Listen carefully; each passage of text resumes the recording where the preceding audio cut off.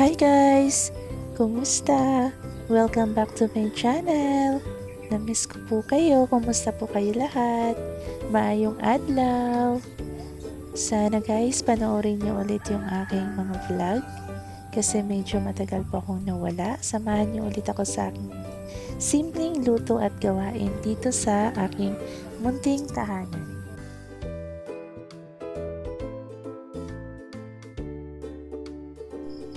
Yan, so i-level up po natin guys yung lechon manok.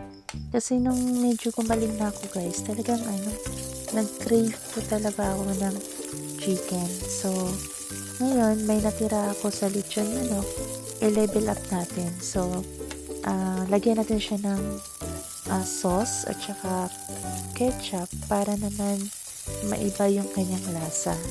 Yun, kasi talagang nagki-crave ako guys. Gusto ko lang ma-fulfill yung mga cravings ko. Kasi may hinahanap kong lasa ng pagkain na gusto kong kainin.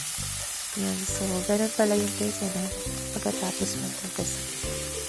Yan, so sana magustuhan nyo rin guys kasi talagang nagustuhan ko po talaga yung timpla niya. Masarap po talaga siya.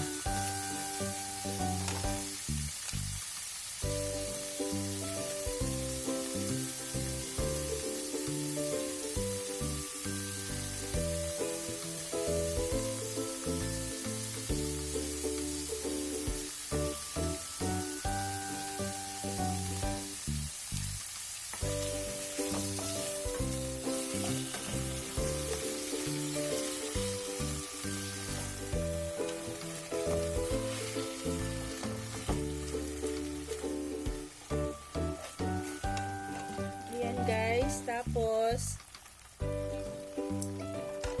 lalagyan ko lang siya ng onting ketchup.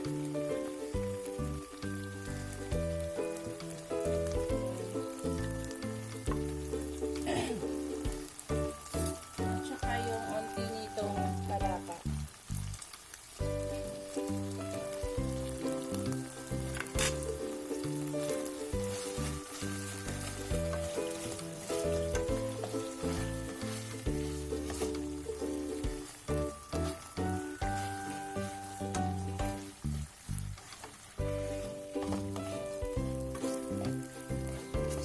Quick and easy kasi nga luto na yung ating chicken.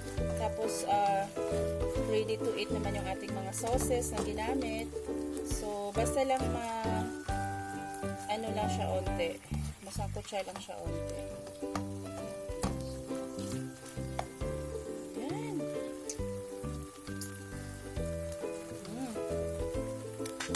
Tapos, dadagdagan natin ng onting asin. Sarap.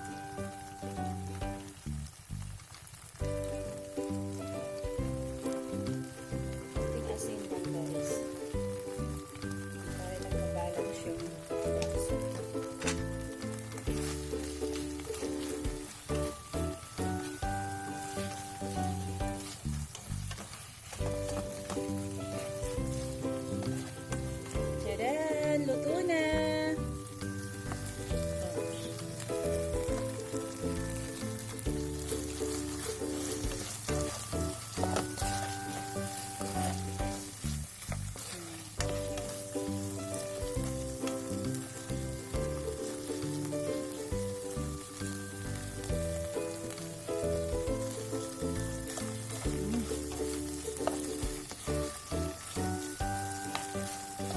Sarap. Ay, ang sarap. Ready na to guys. Kain na tayo. So, may calamansi juice. Partner natin to.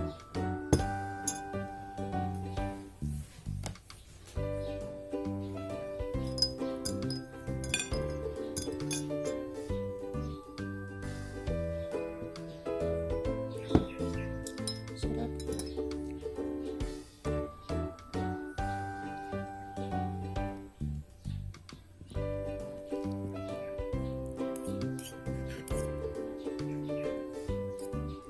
So, ito yung palapa, guys. Maanghang ko to, guys.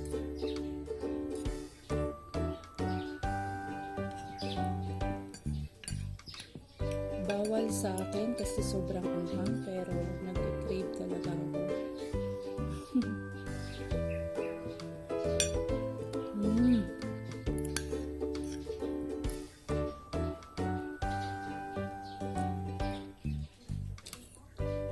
Ay, ang sarap.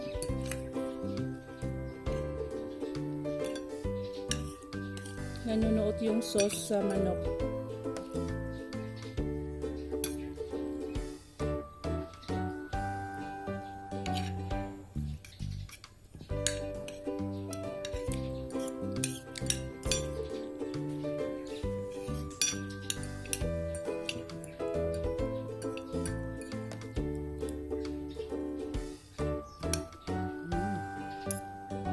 Yummy.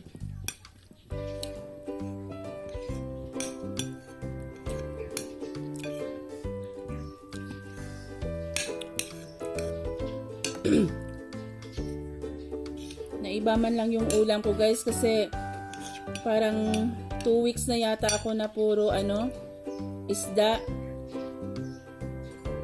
Isda yung kinakain ko, lugaw.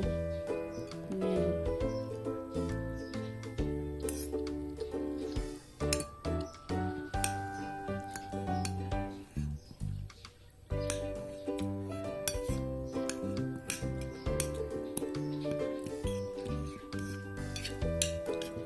Sabi ko kasi sa asawa ko, gusto kong kumain ng grabe, gusto kong kumain talaga ng Jollibee. Ayan. So sabi niya sa sahod na. Tapos, nung nag-usap-usap kami ng biglang sabi niya, inasal na lang bilhin mo. Ang tawag sa ganun? Yung ganito na chicken, roasted chicken.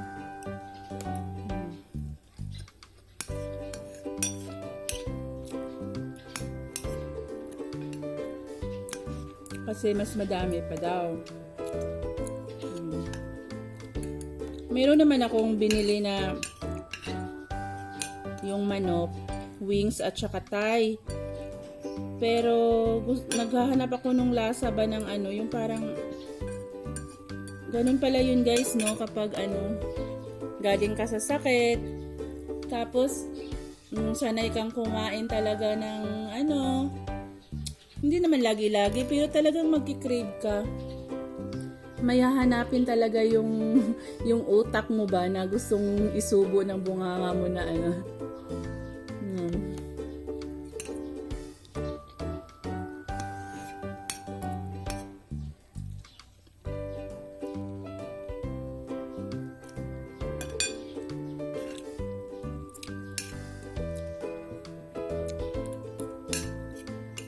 Sabi ko nga, gusto kong kumain ng uminom ng Coke na sobrang lamig. Ganyan. Bawal na bawal yun, di ba? Gusto.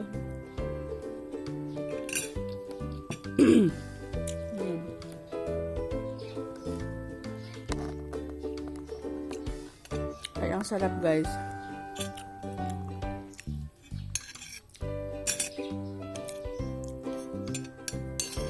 Best paired din siya sa ating calamansi juice. Ayan. Bagong pitas. Kain tayo! Thank you guys for watching. Dan salamat. Sana supportahan niyo pa rin yung channel ko kahit sobrang tagal ko na namang nawala. So, alam niyo na guys na kapag may nararamdaman si ate nyo, wala talagang walang luto, walang video, mga ganyan. So, ngayon, dahan-dahan muna ako sa katawan ko. Hindi ko muna siya binibigla kasi medyo mahina pa rin ako. Pero sana talaga, makarecover na ako ng bonggang-bongga kasi maliban sa pag-video ko guys na talagang malaking tulong yun sa akin dahil natutuwa po talaga ako kapag na-upload ko na siya, na-share ko na siya, ganyan, napapanood na ng asawa ko. Yan, so yun yung happiness ko. And at the same time, marami ding gawain dito sa bahay na talagang nag-iintay lang na kasi ngayon need ko pa talagang yung medyo dahan-dahan lang muna sa pagtatrabaho. So, hopefully guys, in God's grace, no, God's healing mercy, maka-recover din tayo. So, easy lang tayo, go lang tayo sa buhay natin. And then, as always, ingat tayo guys kasi dati hindi ako naniwala sa COVID. Though, naniniwala onti kasi sa daming cases, di ba? Pero hindi ko akalain na ma-experience ko siya. So, totoo pala siya guys. Kaya, ingat po tayo lahat. Stay safe po and then follow po natin yung mga protocols na inaano ng government and then at the same time po talagang siguro nga talagang magpa-vaksina kasi sabi nga nila malaking tulong yun. So, laban lang tayo guys kasi yung kalaban natin hindi natin nakikita. Laban lang tayo sa buhay. Kailangan natin siyang labanan. Yun, so di bali guys, pag medyo okay na ako guys na i-share sa inyo yung na-experience ko, i-share ko rin sa inyo guys. So, for now, thank you so much. And maayong adlaw sa tanan, sa mga Bisaya nga na lantaw sa ako nga vlog. Daghang salamat sa pagsuporta niyo sa vlog ni ate. And then, sana po patuloy pa rin kayong manonood. So, God bless us all. Thank you so much. Hi guys. So, nagbabalik ulit si ate niyo guys. Sobrang na-miss ko yung YouTube channel ko. And sabi ko nga, parang kaya ko pa bang mag-vlog ulit. Alam kong marami akong mga videos na kina-capture nung nagkasakit ako, nung kasagsagan ng mga months na nawala ako sa channel ko. Nagka-capture talaga ako ng mga videos pero hindi ko siya kayang i-edit. Hindi ko kayang i-upload yun. So, sabi ng asawa ko, bakit ko daw siya ihinto?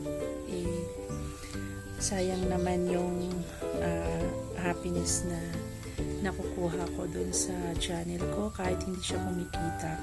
Kasi wala naman, sobrang tagal na naman talaga hindi ako kumikita sa YouTube kasi nga ang baba lang ng views ko. But then, yung happiness na kapag napapanood ko na siya, napapanood na siya ng asawa ko na nasa malayo, yun yung hindi mapapayaran. Yun. So, pero, yun nga, sabi ko nga sana din maraming manood ulit sa channel ko. But then, sige lang, tuloy-tuloy lang natin yung aking channel kahit na unti lang yung manonood. So, ngayon guys, ikakwento ko sa inyo guys para naman magkaroon kayo ng yun, malaman nyo kung bakit nagpahinga ako sa channel ko. Kasi guys, na COVID po ako. And in serious po talaga na parang critical po talaga ako nun. So, hindi po ako dinala sa hospital. Nasa bahay lang po ako. Bali home care. Na hindi rin nawala ring doktor, mga ganyan. Wala. Kami-kami lang talaga yung nagkamot sa akin. So, yun. Sabi ko nga, isi-share ko ba siya? Or dami kong videos na ginawa. Yung kasagsagan pa nung yung hindi pa ako magaling. Parang gano'n, nagpapagaling pa lang. Nag-video na ako. Pero lagi ko siyang ina-erase. Yun. Pero sa ngayon, syempre, parang ko naman din doon sa mga nanonood sa akin na siguro malaman nyo rin yung dahilan. So, nagka-COVID po ako guys. Nung una, ubo-ubo lang po yun. Tapos, kalauna, nilagnat na ako. Yun. In 5 years straight guys, hindi po ako nilalagnat. Inuubo, oo. Sipon. Pero yung normal lang naman yun, diba? Na ubot sipon dahil siguro sa klima. Pero yung lagnat, hindi po talaga ako nilalagnat. Yun, so, doon nilagnat ako. Nawalan ako ng panlasa, nawalan ako ng pang-amoy, ng normal na mga senses ko. Wala po yun. Hindi ko po yun na gagamit na. Buong paligid ko, amoy lanta na sibuyas, tubig, pagkain. Ang kinakain ko lang is lugaw. tinapay, prutas na hindi ko rin nakakain ng madamihan. Yun, so, lahat yun amoy sibuyas. Damit ko, kumot, kama, lahat ng nasa paligid sa akin. Amoy lanta na sibuyas. Wala akong panlasa, kaya ang kinakain ko is lugaw. Lugaw lang talaga guys, at saka nilaga na itlog. Pinipilit ko kasi yung utak ko, kaya pa niyang mag-isip na kailangan kong kumain kasi sa tindi ng sakit na dinanas ko, which is yung mas, kumbaga, matapang virus, kailangan ko talaga masuportahan yung katawan ko ng kain ng protein or ng carbohydrates ngayon. So, malaking tulong sa akin yun na si mama lagi talagang naglulugaw. Hindi nawawalan guys ng lugaw sa kalan namin, sa kaldero. Laging may mainit na lugaw. Yun, so, yung hininga ko guys is na lang, parang hanggang liig ko na lang. Panay haplas ko ng langis. Yung nuns, hindi ko alam kung may niwala kayo, pero ako niniwala ko kasi malaking tulong yun sa akin. Dibdib ko, liig, yung mga dito ko, hinaplasan ko lahat yan dito, ganun. Lahat likod ko, hinaplasan ni mama. Ayun. Tapos, yung mga ginagawa namin, yung mga, ang tawag nun, yung tuob, mga ganyan, ginagawa namin yun. Pero yung worst talaga, yung ubo ko guys is grabe. Alam mo yung straight 3 days wala kang tulog. Sabi ko nga kay Papa Jesus, sabi ko, Lord, experience mo naman akong matulog kahit 1 oras lang para makabawi ako sa yung ng katawan ko.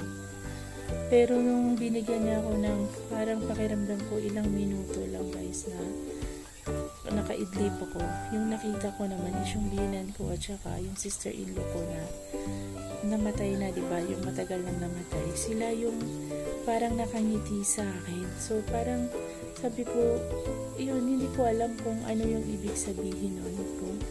Sabi ko nga baka sinusundo nila ako or tinutulungan nila ako maka-recover. Yun. So, kaya sabi, yun talaga guys, yun yung hirap kasi hindi ka makakatulog. Dilat lang talaga. Buong gabi nakaupo lang ako kasi kapag humiga ako, yung ubo ko hindi siya tumitigil. Tapos, sabay pa ng ubo nun guys, naregla ako. Alam mo yung bawat ubo mo, yung labas ng regla, parang 1 baso. Parang ganun yung hindi na pwede yung mga napkin, hindi pwede, as in talagang tela na yung So doon nanghina rin ako doon kasi grabe yung dugo na lumabas sa akin, sumasabay siya sa ubo. Yun, so sabi ko akala ko yun na yung worst, but then sa tindi ng virus na pumasok sa akin, nagtai po ako ng green. Yun, nung nagtay ako ng green, parang sabi ko, ni-research ko siya, kaya sabi ko, pasalamat ako guys na meron kaming wifi.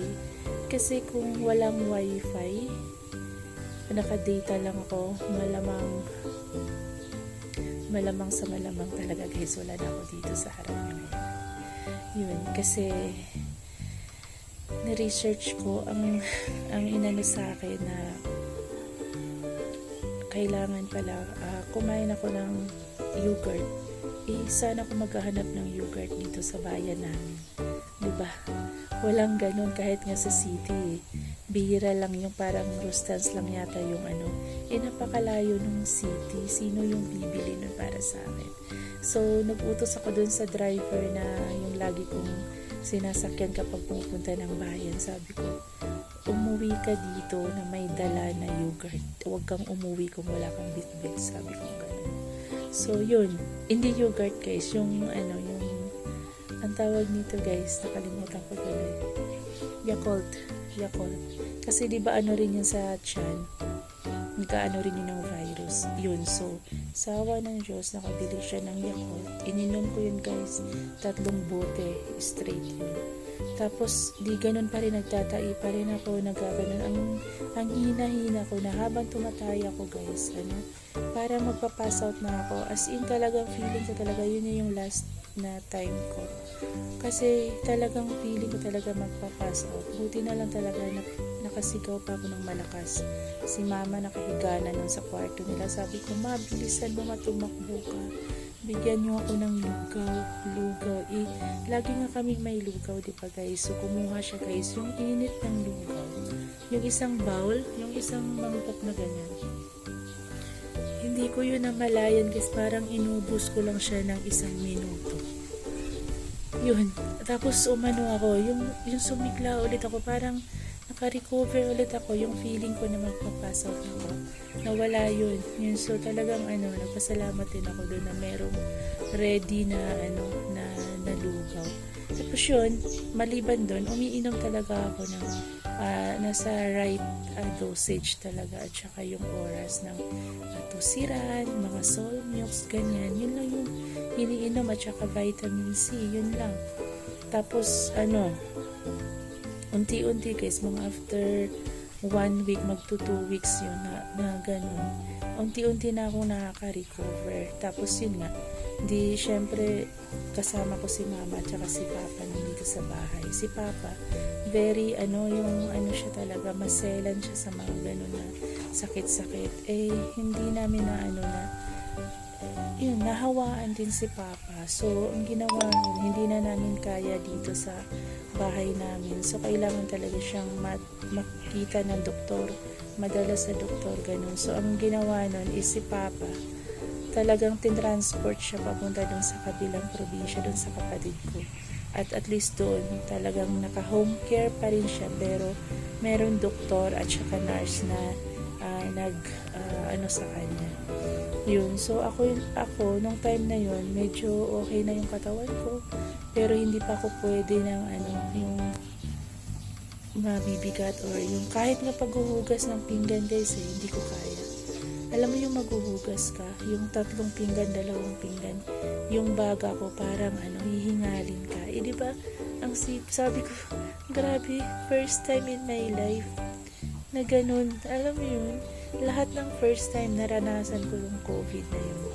Kaya, sabi nila swerte daw ako kasi natagumpayan ko yun, na pagdaanan ko yung virus na yun. Pero, nung tumawag ako dun sa nurse ko na pinsan, sabi niya sa akin, kung pumunta daw ako ng hospital sa mga oras na yun, yung kasagsagan ng pangihina ko, yung short breathing, mga ganyan, yung pagtatai ko, tuturukan daw ako sa hospital ng 2 vial na pang COVID.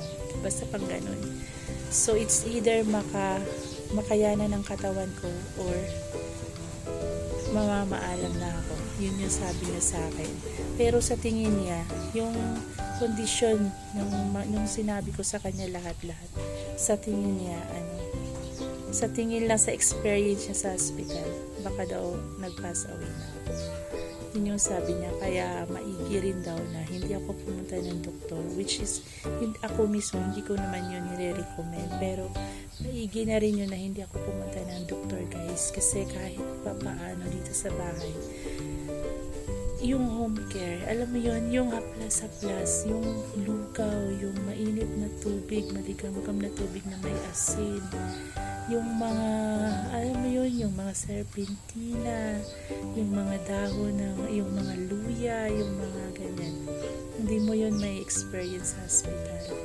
Yung mga calamansi juice, yung laging, basta, hindi ako, guys, na hindi ka pupunta sa doktor, pero based din sa experience ko, iba pa rin yung merong yung alam mo yung sarili mo, kasi kapag nasa hospital ka, di ba, wala kang kasama, kahit gutom na ka na dahil doon sa gamot na sobrang tatapang, sobrang tapos wala kang alam mo yung sarili mo lang, kahit kiniginaw ka na or yung nararamdaman mo. Yun, kaya sa lahat-lahat ng na-experience ko is thankful po talaga ako. Super duper thankful ako kay Papa God, kay Mama, na yun sa pag-aalaga niya. Ayun, so sabi ko nga dati hindi ako naniwala na yung COVID na yan. Skeptical ako dyan guys, yung sa mga na yan guys, virus na yan. Pero nung dinanas ko siya, talagang at hindi po talaga, nakakamatay po talaga yung virus na yun. So, kailangan talaga natin mag-ingat. Yun. So, sana sa lahat ng mga tao, no, sa lahat ng mga kaibigan ko sa YouTube, sana bakunado na talaga lahat.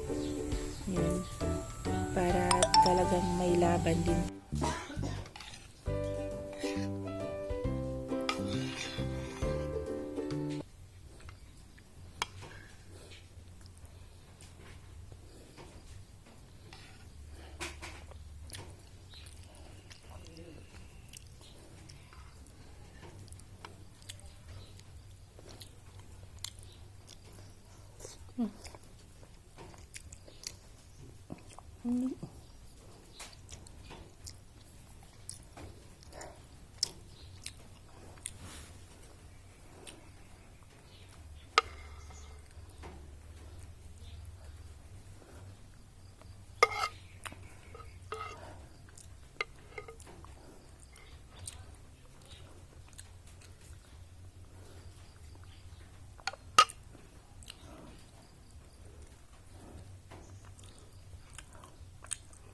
Ang balakubak ko kanya nakakapal.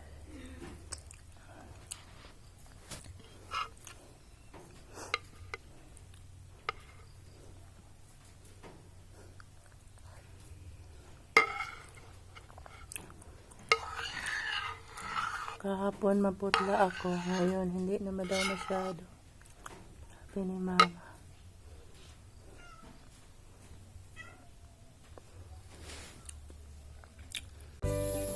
Daghang kayong salamat. Don't forget to subscribe to my channel.